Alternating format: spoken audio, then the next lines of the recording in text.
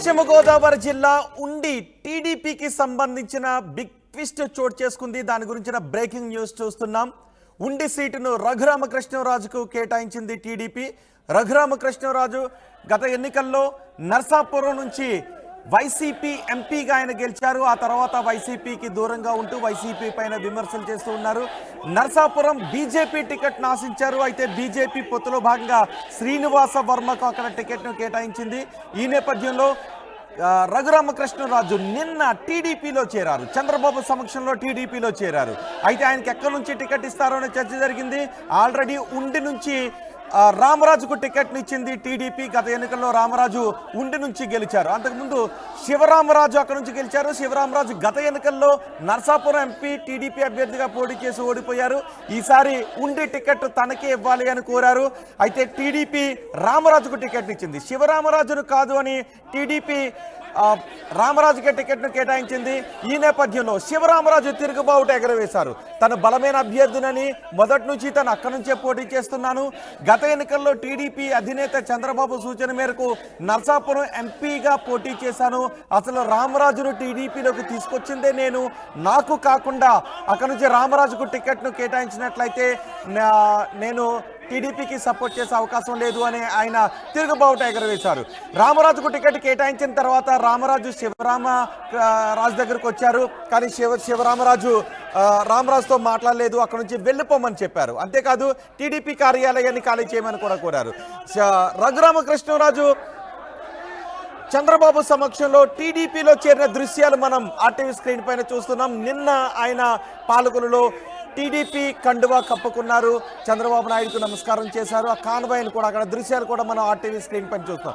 మొదటి బాక్స్లో మనం చూస్తున్నది రామరాజు శివరామరాజు దగ్గరకు వచ్చారు. శివరామరాజు మాట్లాడలేదు. అక్కడ ఎటువంటి ప్రెస్ మీట్ పెట్టొద్దు అని రామరాజుకు చెప్పి వెళ్ళిపోమంటున్న దృశ్యాలు మొదటి బాక్స్లో చూస్తున్నాం. కొన్ని రోజుల క్రితం అది చోటు చేసుకుంది. ఈ నేపథ్యంలో అసలు ఉండిలో ఏం జరుగుతుంది అని పెద్ద ఎత్తున చర్చ జరిగింది. అనూహ్యంగా నర్సాపురం బీజేపీ టికెట్ను శ్రీనివాస వర్మకు కేటాయించడంతో రఘురామకృష్ణరాజు RRR అని పిలుచుకుంటూ ఉంటారు. రఘురామకృష్ణరాజు టీడీపీలో చేరారు. టీడీపీ అధినేత రఘురామకృష్ణరాజుకి ఇద్దరికి కూడా ముందుగానే చర్చలు జరిగాయి. ఎక్కడి నుంచి అకామిడేట్ చేయాలని అనుకున్నారు. సో అక్కడ నుంచి రామరాజు శివరామరాజు ఆల్రెడీ తిరుగుబావుట ఎగరవేస్తున్న నేపథ్యంలో రఘురామకృష్ణరాజు అక్కడికి వెళ్ళి ఇవన్నీ సెటరేట్ చేసే అవకాశం ఉంటుంది. రఘురామకృష్ణరాజుకు టికెట్ ఇచ్చినట్లయితే ఇటు శివరామరాజు కూడా కొంత వెనక్కు తగ్గే అవకాశం ఉంటుంది, సపోర్ట్ చేసే అవకాశం ఉంటుందని భావించారు. నిన్న టీడీపీ అధినేత చంద్రబాబు సమక్షంలో రఘురామకృష్ణరాజు తెలుగుదేశం పార్టీలో చేరారు. తెలుగుదేశం జెండాను తలకు పాగా కింద పెట్టుకొని ఆయన జెండాలను ఎగరవేస్తూ ఆయన అభివాదం చేస్తున్న దృశ్యాలు కూడా మనం చూస్తూ ఉన్నాం. ఇప్పుడు ఉండిలో ఏం జరగబోతోంది? ఉండి సీటును రఘురామకృష్ణరాజుకు కేటాయించిన నేపథ్యంలో శివరామరాజు సపోర్ట్ చేస్తారా లేదా అన్నది ఆసక్తికరంగా మారింది. శివరామరాజు ఆ టికెట్ తనకే కేటాయించాలని కోరారు. ఎట్టి పరిస్థితుల్లోనూ నేను ఉండి నుంచే పోటీ చేస్తాను అని శివరామరాజు తిరుగుబావుట ఎగరవేసినటువంటి నేపథ్యంలో ఇప్పుడు రఘురామకృష్ణరాజు అంటే శివరామరాజును కాదు అని, రామరాజును కాదు అని రఘురామకు టికెట్ను కేటాయించిన నేపథ్యంలో రఘురామకు సపోర్ట్ చేస్తారా లేదా, రఘురామకు సపోర్ట్ చేస్తారా, రామరాజు కూడా సపోర్ట్ చేస్తారా అనేది ఇప్పుడు ఆసక్తికరంగా మారింది. అందరి పేరుల్లోనూ రామ అని ఉండటం ఇక్కడ కొంత ఆసక్తికర పరిణామంగా కూడా చూడొచ్చు. మనం ఆల్రెడీ రఘురామకృష్ణరాజును RRRగా పిలుచుకుంటారు. మనకి ఇక్కడ ఉన్న అభ్యర్థుల్లో కూడా అందరికీ R కనిపిస్తున్నాయి. ఇప్పుడు మొదటి R కాదు, రెండో R కాదు, మూడో R RRR అక్కడ నుంచి పోటీ చేస్తున్నారు. శివరామ కాదు, రామరాజు కాదు, రఘురామకృష్ణరాజు ఇప్పుడు అక్కడ నుంచి పోటీ చేస్తున్న నేపథ్యంలో శివరామరాజు రామరాజు ఇద్దరు రఘురామకృష్ణరాజుకు సపోర్ట్ చేస్తారా లేదా, అక్కడ ఏం జరిగే అవకాశం ఉంటుంది? రామరాజుకు టికెట్ను కేటాయించి అనూహ్యంగా ఇప్పుడు అదే స్థానాన్ని ఉండి స్థానాన్ని రఘురామకృష్ణరాజుకు కేటాయించడంతో ఏం జరుగుతుంది అనే విషయంపై ఆసక్తి మనకి కనిపిస్తుంది.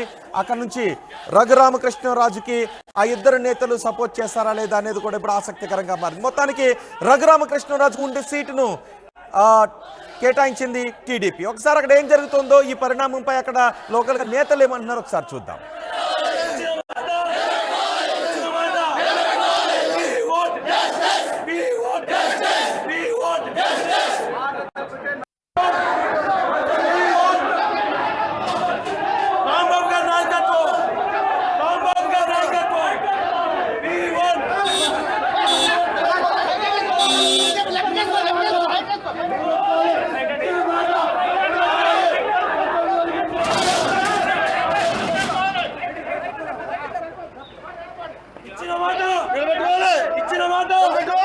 ఇచ్చిన మాట ఇచ్చిన మాట ఇచ్చిన మాట ఇచ్చిన మాట ఇచ్చిన మాట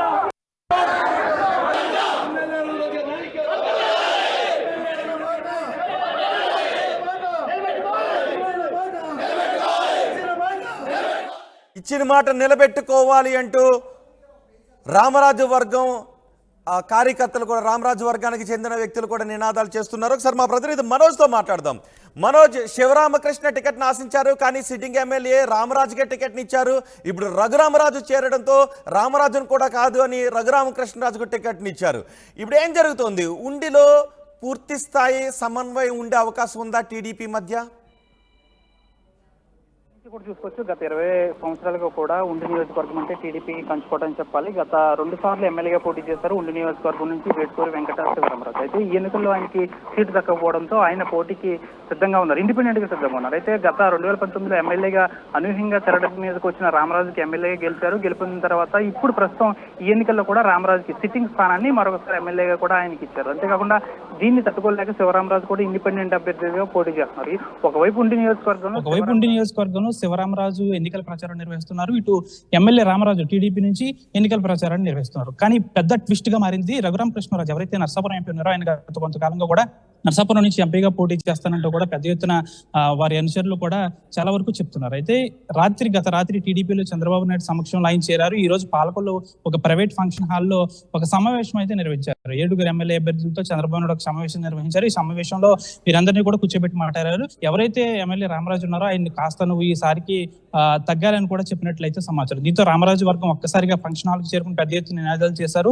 రామరాజుకు టికెట్ ఇవ్వకపోతే మేము అందరం చనిపోతామంటూ కూడా పెద్ద ఎత్తున వీరందరూ కూడా నినాదాలు చేశారు. రఘురామకృష్ణరాజు ఇక్కడ ఉండడు, లోకల్ గా ఎవరికి అందుబాటులో ఉండడు, మాకు ఉండే అభ్యర్థి రామరాజు మాత్రమే అంటూ కూడా రామరాజు వర్గం కూడా పెద్ద ఎత్తున నినాదాలు చేశారు. మేము అందరం చనిపోతాం, రామరాజుకి ఎక్కడైనా టికెట్ గనక రఘురామకృష్ణరాజు పెద్ద ఎత్తున నినాదాలు చేస్తాం, పెద్ద ఎత్తున రోడ్డుపై బయటేస్తామంటూ కూడా చంద్రబాబు నాయుడు కూడా పాల్గొని ఉన్నారు. ఇక్కడ కన్వెన్షన్ లో ఇప్పుడే బయటకు వెళ్లి ఆయన కార్వాన్ లో కూడా బస్ చేస్తున్నారు. ప్రస్తుతం అయితే చంద్రబాబు నాయుడు మనం విజువల్ చూస్తున్నట్టుగా ఆ లోపలే ఉన్నారు. ఇక్కడ కార్యకర్తలు కూడా పెద్ద ఎత్తున నినాదాలు చేశారు. చంద్రబాబు నాయుడు కాన్వాయ్ కూడా అడ్డుకున్నారు.